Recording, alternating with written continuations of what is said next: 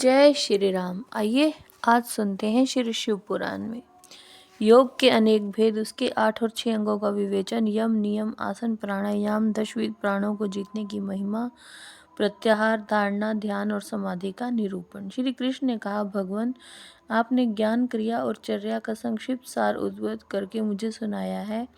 यह सब श्रुति के समान आदरणीय है और इसे मैंने ध्यानपूर्वक सुना है। अब मैं अधिकार, अंग, विधि और प्रयोजन सहित परम दुर्लभ योग का वर्णन सुनना चाहता हूँ। यदि योग आदि का अभ्यास करने से पहले ही मृत्यु हो जाए तो मनुष्य आत्मघाती होता है।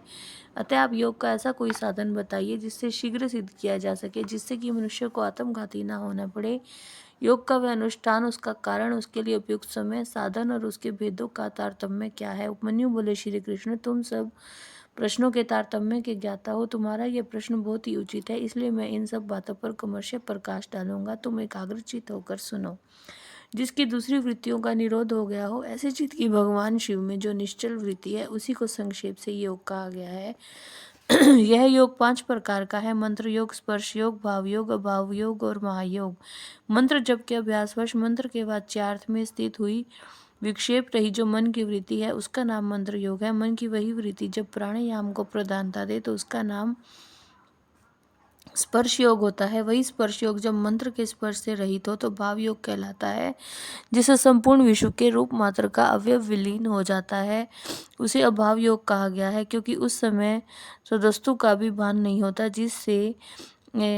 जिससे सदवस्तु का भी भान नहीं होता, जिससे एकमात्र उपाधि शून्य शिव स्वभाव का चिंतन किया जाता है और मन की वृत्ति शिवमयी हो जाती है। उसे महायोग कहते हैं। देखे और सुने गए लौकिक और पारलौकिक विषयों की ओर से जिसका मन विरक्त हो गया हो, उसी का योग में अधिकार है, दूसरे किसी का नहीं है। लौकिक और पारलौकिक दोनों विषयों के दोषों का और ईश्वर के गुणों का सदा ही दर्शन करने से मन विरक्त होता है। प्राय सभी योग 8 या 6 अंगों से युक्त होते हैं: यम, नियम, स्वस्तिक आदि, आसन, प्राणायाम, प्रत्याहार, धारणा, ध्यान और समाधि।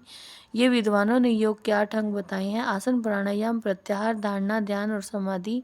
ये थोड़े में योग के 6 लक्षण हैं। शिव शास्त्र में इनके पृथक पृथक लक्षण बताए गए हैं। अन्य शिवागमों में, विशेषतः कामिक आदि में, योग शास्त्रों में और किन्हीं किन्हीं पुराणों में भी इनके लक्षणों का वर्णन है। अहिंसा, सत्य, असत्य, अस्त्य, ब्रह्मचर्य और अपरिग्रह, इन्हें सत्पुरुषों ने यम कहा है। उसी प्रकार यम 5 अवयवों के योग से युक्त हैं। शोच, संतोष, तप, जप, स्वाध्याय और प्राणिधान, इन 5 भेदों से युक्त दूसरे योगांग को नियम कहा गया है।